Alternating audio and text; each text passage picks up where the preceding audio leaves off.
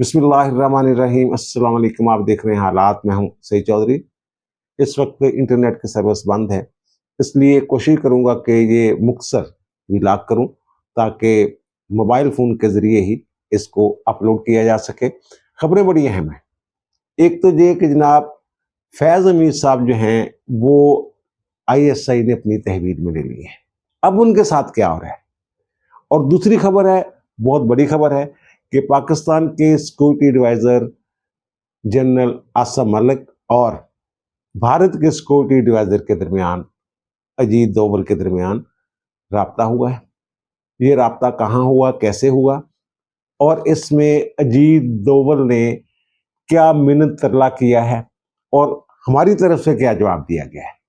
बड़ी अहम खबर है, ये आपके साथ शेयर करेंगे। और फिर भारत में एक मरतबा फिर ब्लैकआउट कर दिया गया है। ये ब्लैकआउट क्यों किया गया है और श्रीनगर में जो वहाँ की फ़ज़ाइया है उसकी गैर मामूली नक़्लो हरकत जो है वो रात गए देखी गई है। इन मौज़ूआत पर बात करनी है।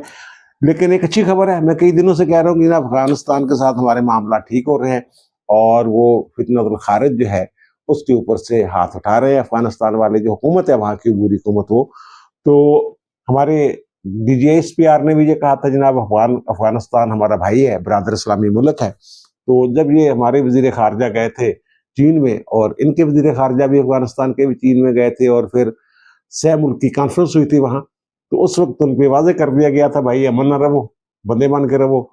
और फिर रशिया में भी कोई बातचीत हुई है अफ़गानिस्तान की और चीन की, तो वहाँ फिर उसके बाद उनके जनाब एक कमांडर हैं अमारात इस्लामी के, जनाब सईदुल्लाह सईद साहब, उन्होंने खिताब किया है। पुलिस एहलकारों की पासिंग आउट परेड थी और पास आउट होने वाले जो जवान थे पुलिस के, उनसे उन्होंने खिताब करते हुए कहा है, जो उनके अमीर हैं अफ़गानिस्तान के, उनका पैगाम उन्होंने दिया है कि जनाब अमीर साहब ने ये हुक्म दिया है कि पाकिस्तान एक इस्लामी मुल्क है, इसके खिलाफ लड़ना जायज़ नहीं है। यानी जो जहाद वगैरह आप करते हो वो कहते हैं जनाब। और दूसरी बात यह है कि ये जो पाकिस्तान में हमले वगैरह कर रहे, बैरून मुल्क का लफ्ज़ इस्तेमाल किया उन्होंने, तो ये जो जिहाद के नाम पे हरकतें करते हैं वो हकीकी मुजाहिद नहीं है।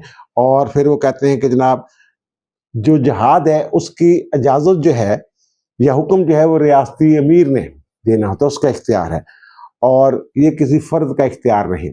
और अमीर ने ये कह दिया है कि जनाब पाकिस्तान नहीं जाना आप लोगों ने, हमले शमले नहीं करना। अगर फिर भी आप ये काम करते हैं तो आप शरीयत की खिलाफ वर्जी भी करते हैं और अमीर की भी नाफरमानी करते हैं। तो जनाब किसी भी बुनियाद पे वो कहते हैं इस जिहाद को शरीयत के मुताबिक नहीं करार दिया जा सकता, बल्कि ये फसाद है। वही बात जो हम करते हैं फसाद फिर अर्द वाली जो है, ये फितना है। तो ये वो उन्होंने कह दिया जनाब। लग ये रहा है कि जनाब ये जो फितनतुल खारिज है इससे लातल्लुकी का एक तरह से इजहार किया जा रहा है अफगानिस्तान की हुकूमत की तरफ से। अब देखें आगे क्या होता है। और दूसरी जो खबर है वो यही है कि जनाब जो फैज़ अमीर साहब, उनके बारे में बड़ी खबरें चल रही हैं जनाब, इतनी सा होगी, इतनी सा हो गई, ये हो गया, वो हो गया। वो जो उनका, मैंने पहले भी अर्ज किया था कि जनाब उनके खिलाफ जो कार्रवाई है ना उसके दो हिस्से हैं। एक वो टॉप सिटी वाला हिस्सा है, उसमें कोई 25-30 गवाह हैं और गवाहियाँ हो चुकी हुई हैं, मामला तकरीबन एंड पे पहुंचा हुआ है। लेकिन एक नया केस जो है इनके ऊपर बन गया हुआ है और वो आईएसआई को लीड किया करते थे, हेड किया करते थे, आपके लम्ही है। तो फैज़ अमीर साहब को जनाब उनका जो पुराना अदारा है उसने ले लिया है अपनी तहवील में और इंक्वायरी शुरू कर दी। बाज़ाब्ता बाकायदा कानून के मुताबिक इंक्वायरी शुरू हो गई है फैज़ अमीर के खिलाफ। और उनके ऊपर इल्ज़ामात क्या हैं? एक तो ये है कि जनाब वो कुछ हसास डॉक्यूमेंट्स जो हैं वो साथ ले गए और दूसरी ये है कि जनाब उन्होंने चीफ ऑफ आर्मी स्टाफ बनने के लिए साजिश की। साजिश किन लोगों के साथ मिलकर की, ये आप लोगों के भी इल्म में है। इमरान खान साहब जो है आखिरी वक्त तक उन्होंने कोशिश की थी, लॉन्ग मार्च शुरू किया, फिर वो जख्मी हो गए, गोली लग गई और फिर भी वो 26 तारीख को लंगड़ी टांग के साथ वो एक जलसा में पहुंच गए थे रावलपिंडी में। लेकिन वहां वो मायूस हो चुके थे क्योंकि 2 दिन पहले नोटिफिकेशन जारी हो गया था आसिम मुनीर साहब का, आर्मी चीफ का। तो फिर वो वहां ऐलान करके आ गए जनाब हम जो हुकूमतों से निकल रहे हैं, खैबर पख्तूनख्वा की असम्बली भी तोड़ रहे हैं और पंजाब की असम्बली जो है ये भी। ये हम तहलील करने वाले हैं। उनके खिलाफ जो इंक्वायरी हो रही है उसमें ये इल्ज़ाम भी शामिल है कि उन्होंने फौज में बगावत पैदा करने की कोशिश की। और किसके खिलाफ, वो आपको पता ही है, 9 मई वाला वाकया जो है। ये सारे मामला जो हैं, यानी असल केस ये है जिसकी अब इंक्वायरी शुरू हुई है फैज़ हमीद साहब के खिलाफ। और तासर ये आम है कि फौज के अंदर बगावत पैदा करने की जो कोशिश है या साजिश है, उस हवाले से या इस इल्ज़ाम के हवाले से या इस इक़दाम के हवाले से फौज के कागज़ों में माफ़ी नहीं होती। अब देखें आगे किस तरफ जाता है मामला। बहरहाल ये मैं आपको बता रहा हूँ कि वो आईएसआई की तहवील में है इस वक्त फैज़ हमीद साहब। और दूसरी खबर ये जो ब्लैकआउट वाली खबर मैंने अर्ज की है कि भारत में जना फिर ब्लैकआउट हो गया है और श्रीनगर पे जहाज़ों की, इंडियन जहाज जो हैं उनकी गैर मामूली नकलो हरकत देखी गई है। वो मामला ये है कि जनाब इन्होंने ऐलान किया था हुकूमत की तरफ से, इन्होंने एक ऑपरेशन शील्ड के नाम से एक जो सिविल डिफेंस की मशकें हैं वो करने का ऐलान किया कि आज 29 मई को वो कहते हैं हमने ये मशकें करनी हैं। जो पाकिस्तान की सरहद के करीब रियासतें हैं, जो सूबे हैं वहाँ, वो सूबे कौन से हैं? गुजरात है, राजस्थान है, पंजाब है और फिर जम्मू और कश्मीर। वहाँ वो कहते हैं जनाब हमने मशकें करनी है रात को, और रात को जनाब मशकें करेंगे तो ब्लैकआउट, मुकम्मल ब्लैकआउट होगा, लाइटें शहना बंद होनी है, ट्रैफिक बंद होएगी, तो जनाब असं मशकां करनियां। घबराने वाली गल कोई नहीं, बकौल ना उन्होंने ये सिर्फ असी मुस्तकबिल की पेशबंदी के तौर से ये मशकां कर रहे हैं। अच्छा, अब ये मशकों की असल हकीकत क्या है वो मैंने अस्करी माहरीन से बात की है। वो कहते हैं जनाब ये ब्लैकआउट वाला ज़माना ही नहीं है। ब्लैकआउट तो पुराने दौर में हुआ करता था, अब तो जदीद टेक्नोलॉजी है, जो अहदाफ है वो मुकर्रर कर दिए जाते हैं, जो मिसाइल हैं या जो जहाज़ हैं वो अंधेरे में भी उसी तरह काम कर रहे होते हैं जैसे सूरज की रोशनी में कर रहे होते हैं। तो इसकी वजह फिर क्या हो सकती है? मैंने जब पता किया तो पता ये चला कि जनाब जो फौजी साजो सामान होता है ना, उसकी खुफिया तौर पे तरसील हो रही है या नकलो हरकत हो रही होती है या उनको मुंतकिल किया जा रहा होता है या वहाँ कोई सामान जो है लाया जा रहा होता है रात के अंधेरे में, ताकि ये सेटेलाइट की पकड़ में ना आए। इस तरह की वो सूरत हाल है। यानी जो सिविल डिफेंस सिस्टम, सॉरी वो उनका डिफेंस सिस्टम भी हो सकता है, एयर डिफेंस सिस्टम भी हो सकता है, और फिर जो उनके तोपें छोपें, टैंक शैंक, मिसाइल वगैरह और एयर डिफेंस सिस्टम जो भी चीज़ें हैं वो हो सकता है। वजह इसकी ये बयान की जा रही है कि पाकिस्तान ट्रेस कर चुका हुआ है उनके जितने भी ये मिसाइल वगैरह कहाँ पड़े हुए हैं, क्या है क्या नहीं। और जब निशानदेही हो जाए ना असले की, तो फिर उसके बाद वो कहते हैं ना वो उसकी अहमियत वो नहीं रह जाती, उसका तोड़ कर लिया जाता है। तो ख्याल ये किया जा रहा है कि जनाब ये जो वो तरसील है, ये नकलो हरकत है, या उनको एक जगह से दूसरी जगह ये मुंतकिल करने का कोई प्रोसेस करने वाले हैं। लेकिन हुआ ये है कि जो ये सामान इधर उधर करने वाले थे ना फौजी सामान, तो इसकी भिनक जो है ये पाकिस्तान को पड़ गई है, ना सिर्फ पाकिस्तान को बल्कि चाइना को भी। तो अब इन्होंने ये जो 2 रियासतें हैं गुजरात और राजस्थान, वहाँ ये जो ऑपरेशन शील्ड है ये इन्होंने मुअत्तल कर दिया है। वो कहते हैं अब इंतज़ामी वजूहात की बुनियाद पे ना ये जो है हम ये मशकें जो हैं ये मौखर कर रहे हैं, तो इसका ऐलान जो है बाद में किया जाएगा। लेकिन पंजाब और जम्मू कश्मीर में मेरी इतला के मुताबिक ये कुछ ना कुछ जो है ये करने वाले हैं।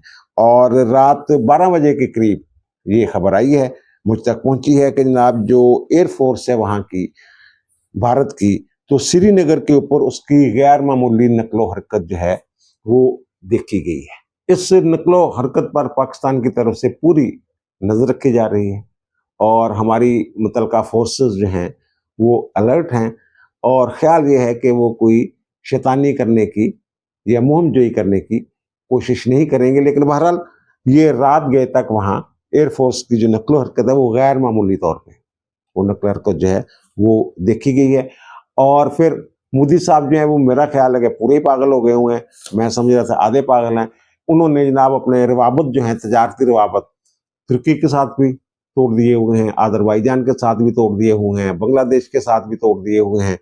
अब मोदी साहब ये समझ रहे हैं कि तुर्की और अजरबैजान की जो सियाहत है ना, वो जनाब वो जो पैसा बनाते हैं, तो वो जनाब भारत की मरून मिन्नत है। तो जनाब कोई भारतीय जो है वो कहते हैं जनाब तुर्की नहीं जाएगा सैर सपाटे के लिए और अजरबैजान नहीं जाएगा। चलो ठीक है जी, नहीं जाएगा। अब भारत जो है ये इसकी तजारत इतने बड़े पैमाने पे है चाइना के साथ कि इनका दिल ये कर रहा है कि चाइना के साथ भी तजारती रवाबत जो है ना वो तोड़ दिए जाए, लेकिन जरूरत नहीं हो रही। लेकिन ये फजा बनाने की कोशिश कर रहे हैं। लग ये रहा है कि ये चाइना के साथ भी तजारती रवाबत जो हैं ये तोड़ने वाले हैं। अब अगर ये तोड़ने वाले हैं तो ज़ाहिर चीन जो है इतना समझदार मुल्क है, पाकिस्तान के साथ खुल के खड़ा हुआ, कुछ सोच के खड़ा हुआ होगा ना, उसको भी तो पता होगा ना कि जनाब हमारी जो तजारत है भारत के साथ वो बड़े वसी पैमाने पे है, और अगर भारत ने ऐसी कोई पाबंदी लगा दी तो फिर हम मुतबादल बंदोबस्त क्या करेंगे, उन्होंने कोई बंदोबस्त किया होगा ना। अब ये जो तजारत है, पहले भी मैंने अर्ज किया था, जो चीन और भारत के दरमियान तजारत हो रही है वो ये है कि हम आपको दिखा भी रहे हैं कि ये जनाब जो भारत से चीज़ें जाती हैं चाइना, वो है जनाब तजारत जो है वो है 18.1 अरब, और जो वहाँ से चीज़ें आती हैं चाइना से भारत में आती हैं तो वो है 125 बिलियन 125 अरब मालियत की चीज़ें हैं, वो चीन जो है वो भारत को बेचता है, और भारत जो है वो 18.1 बिलियन यानी अरब जो है वो उनको बेचते हैं। अब ये इन्होंने कंपेन शुरू कर दी है जनाब मोदी साहब ने। मोदी साहब ये कह रहे हैं, तकरीरें फरमा रहे हैं, वो क्लिप आगे जाके सुनवाएंगे भी हम। वो कह रहे हैं जनाब जो जो विदेशी माल है ना, बाहर से जो माल है, मेड इन इंडिया वाला माल बेचे जो ताजर हैं। और वो कह रहे हैं जनाब जो ताजरों को हम ये कंपेन भी करेंगे, आगाही मुहिम भी चलाएंगे कि जनाब अगर बाहर वाला जो माल आता है आपके पास, विदेशी माल जो है, उससे ज्यादा प्रॉफिट भी हो ना, वो आपने माल नहीं बेचना, इंडिया का माल बेचना है आप लोगों ने। ये मुल्क के लिए वो कह रहे हैं, कुर्बानी मांग रहे हैं, वो भी कुर्बानी सारे हुक्मरान मांगते रहते हैं जनाब, कुर्बानी दो कुर्बानी दो। आपके में एक इनका भगवान है गणेश, वो जो हाथी सूंड वाला जो इनका एक भगवान है, तो वो जनाब ये जो थाईलैंड वगैरह या चाइना से वो इनके भगवान जो है ना गणेश भगवान, वो बन के आते हैं। अब ये फरमा रहे हैं कि जनाब ये बड़ी बदकिस्मती है कि जो गणेश जी हैं वो भी विदेश से आ जाते हैं, छोटी आंखों वाले। वो कहते हैं जनाब गणेश आते हैं, उनकी आंख भी नहीं खुलती। लेकिन दुर्भाग्य देखिए, गणेश जी भी विदेश से आ जाते हैं, छोटी आंख वाले गणेश जी आए, गणेश जी की आंख भी नहीं खुल रही है। अच्छा, चीन और थाईलैंड वगैरह जो है वो तो गणेश की शक्ल के खिलौने बनाते होंगे ना अपनी तरफ से, और वो आंखें जो हैं वो उनकी जैसे चीनियों की होती हैं, वो उनकी आंखें भी छोटी बना देते हैं। उनके नजदीक तो खिलौने हैं ना, उनके नजदीक तो भगवान नहीं है ना, लेकिन इनके नजदीक ये भगवान है और ये भगवान खरीदते हैं। अच्छा, मोदी साहब जी ने बकायदा इशारा करके बताते हैं कि ऐसे छोटी छोटी आंखें उनकी, तो छोटी आंखें ये वो तो चीनियों की हैं, तो उनका इशारा जो है वो चीनी हुई की तरफ है कि जनाब चीनिया का माल जरा ना ਉਹਦਾ ਬਾਈਕਾਟ ਕਰੋ। ਤੁਸੀਂ ਆਪ ਬਣਾ ਲਓ ਯਾਰ, ਗਣੇਸ਼ ਭਗਵਾਨ ਜਿਹੜਾ ਬਣਾਉਣਾ ਕੋਈ ਔਖਾ ਹੈਗਾ? ਤੁਹਾਡੇ ਵੀ ਤੇ ਫੈਕਟਰੀਆਂ ਹੁੰਦੀਆਂ, ਫੈਕਟਰੀਆਂ 'ਚ ਬਣਨਾ ਨਾ, ਉਹਨੇ ਸਮਾਨ ਤੋਂ ਉਤਰਨਾ ਕੋਈ नहीं हैगा, ਤੇ ਬਣਾ ਲਓ ਤੁਸੀਂ गणेश भगवान ਨੂੰ। अच्छा, और दूसरी जो बड़ी खबर है वो ये है कि जो इंडियन सिक्योरिटी एडवाइजर हैं अजीत डोवल, और पाकिस्तान के जो सिक्योरिटी एडवाइजर हैं जनरल आसम मलिक साहब, आसम मलिक साहब ISI के DGP हैं, उनके दरमियान राब्ता हुआ है, और वहां अजीत डोवल ने तरले निकाले, मिन्नतें की हैं उनकी। ये राब्ता कैसे हुआ? ये अजीत साहब जो हैं ये गए हुए थे रशिया, और आसम मलिक साहब चीन में थे, तो इन्होंने अजीत डोवल साहब ने रिक्वेस्ट की होगी रशियन हुकूमत से कि जनाब मेरी आसम मलिक के जो पाकिस्तान का सिक्योरिटी एडवाइजर है उसके साथ बात करवा दें। तो उन्होंने फिर पता ये चला है कि रशिया ने ये दरख्वास्त की चीनी हुकूमत से, उनके जो सिक्योरिटी एडवाइजर उनके साथ रब्ता किया, उन्होंने जनाब इन दोनों की ना जरा बात करवा दें, ये अजीत डोवल साहब जो है ये आसम मलिक से बात करना चाहते हैं।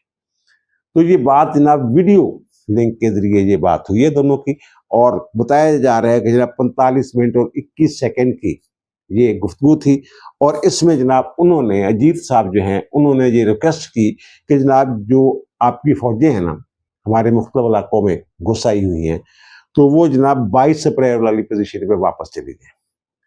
तो उन्होंने कहा जनाब लाइन ऑफ कंट्रोल के आगे अगर हम चले गए हैं तो वो तो कश्मीर हमारा है, वो तो मुतनाज़ा इलाका है, उसकी आप बात कैसे कर सकते हैं? उसका नहीं नहीं नहीं नहीं नहीं नहीं, लाइन ऑफ कंट्रोल की मैं बात ही नहीं कर रहा। वो जो हमारी चौकियां खाली हो गई हुई हैं, आपके बंदे वहां आ गए हुए हैं, कब्जा हो गया हुआ है, उसकी मैं बात नहीं कर रहा। मैं तो जनाब बात कर रहा हूं वर्किंग बाउंड्री की और जो बैनुल अक़वामी सरहद है उसकी। यानी वो कह रहे हैं कि नारोवाल सेक्टर जो है वहां जो आपके फौजी हमारे इलाके में मौजूद हैं उन्हें कहीं ना वापस जाएं, और दूसरा जो है वो बहावलपुर सेक्टर की बात कर रहे हैं। और बहावलपुर सेक्टर में मैंने पहले भी अर्ज किया था कि हमारी फौज कुछ अंदर चली गई हुई है, वहाँ को इनका मंदिर चंद्र भी है, यहाँ वो इस वक्त पाकिस्तानी फौज जो है वो काबज है, वो कहते हैं वहाँ से आप जो अपने ना फौजें हटा लें। फिर जरा ये बता रहे हैं जी दोवल ने जो कहा जनाब पानी वाले मसले का आप टेंशन ना लें, तो वो जनाब हम जो सिंतास महादा जो मुअत्तल नहीं कर रहे, तो पानी जो है वो मामूल के मुताबिक आता रहेगा।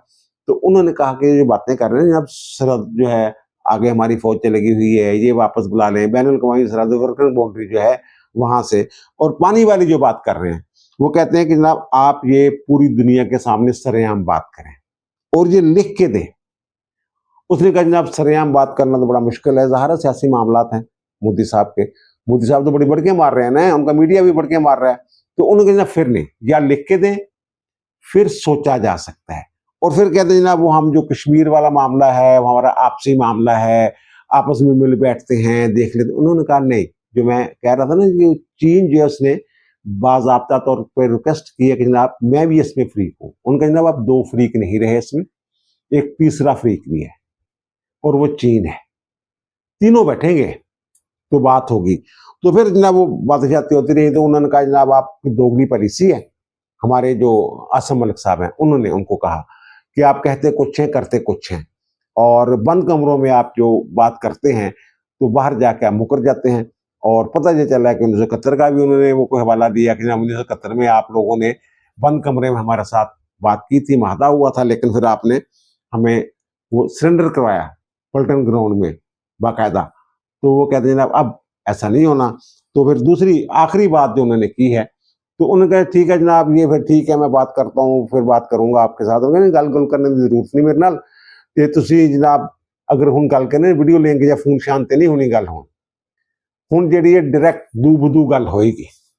ਇਹ ਫੋਨਾਂ ਸ਼ੂਨਾਂ ਦੀ ਗੱਲ ਜਿਹੜੀ ਨੂੰ ਕਦੇ ਨਿਕਲ ਗਈ ਸਾਡੇ ਹੱਥੋਂ। ਔਰ ਦੂਸਰੀ ਜਿਹੜੀ ਤੁਸੀਂ ਪਾਣੀ ਦੀ ਗੱਲ ਕਰਦੇ ਹੋ, ਉਹਨੇ ਕਦੇ ਅਸੀਂ ਤਾਂ ਪਹਿਲਾਂ ਹੀ ਕਹਿ ਦਿੱਤੇ ਸਾਡੀ ਕੌਮ ਕਹਿ ਰਹੀ ਹੈ 6 दरिया से लेने हैं, और दूसरा सतलुज का पानी भी साडा। और दूसरी बात ये कह रहे हैं कि अगर आप और नहरें शहरें जो बना रहे हैं उनका जनाब अगर वहाँ कोई चलाकी जुलूकी दिखाने की कोशिश की ना, हमारा पहला हदफ जो है ना वो वाली नहर होगी जनबीर, जो आप दरियाओं का रुख जो मोड़ने की कोशिश कर रहे हैं। तो वो कहते ना हमारे जवान जो हैं वो चिनाब के ऊपर जो कब्जा करके बैठे हुए हैं और वो हमारे हुक्म के मुंतजर है। इस तरह की बात हुई है। यानी साडे जेडे सिक्योरिटी डिवाइजर आ वो चढ़ के गल कर रहे सी, और अजीत दोवल साहब जेडे ने वो जरा लम्बे पै के गल कर रहे थे, कहते जनाब अंदर खाते को काम कुम नवेड़ लीए यार, छड्डो बस असीं पानी भी तुहानूं दे दिंदे आ। ते वो इलाके लुके जेडे जेड़ा यानी मतलब उन्होंने कहना कि LOC के अंदर जानी तुसीं आ गए हो, जेड़ा यानी भारत का जेड़ा जिन्होंने असीं मकबूजा कश्मीर कहने उधर जेडे तुसीं आ गए हो ना थोड़ा बहुत अगे पते, तो वो जनाब सानूं उत्ते इतराज नहीं है। लेकिन जेड़ा ना तुसीं राजस्थान च बैठे हो बड़ी बेइज्जती वाली गल है। और जेड़ा दूसरा नारोवाल सैक्टर है उहदे अगे आके वध गए हो, तो जनाब वो जरा सोचो। तो उन्होंने कहने जनाब ये तुसीं खुल के गल करो, लिख के दो, या फिर सरेआम करो पूरी दुनिया के सामने, ताकि पता तो लगे ना कि थोड़ा ना हुई की है। इस तरह की ये गुफ्तगू हुई है। अब बात आगे कैसे बढ़ेगी, मुलाकात होती है, कहाँ होती है, नहीं होती है, इस पे फिर ज़ाहिर आने वाले वक्त में पता चल जाएगा। अब दीजिए मुझे इजाज़त, इंशाअल्लाह दोबारा मुलाकात होगी नए भी इलाके के साथ। अल्लाह ताला पर मुझ पर हम सब पर मेहरबान रहे। अल्लाह हाफ़िज़।